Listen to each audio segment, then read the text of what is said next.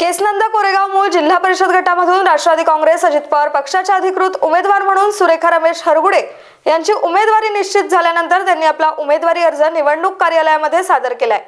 परंतु गटामधील चित्र अद्याप स्पष्ट झालेलं नसताना सुद्धा सुरेखा रमेश हरगुडे यांनी प्रचारात चांगलीच आघाडी घेतली आहे।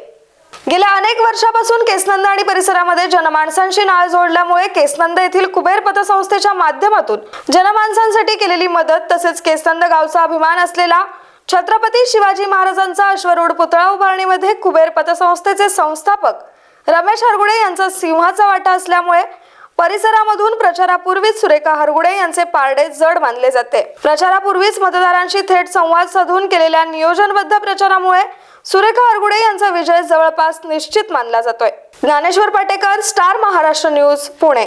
नवनवीन घडामोडी पाहण्यासाठी स्टार महाराष्ट्र न्यूजला सबस्क्राइब करा आणि ताज्या बातम्यांचे अपडेट मिळवण्यासाठी बेल आयकॉनला प्रेस करा आणि परिपूर्ण बातमीबरोबर रहा, इतरांपेक्षा एक पाऊल पुढे।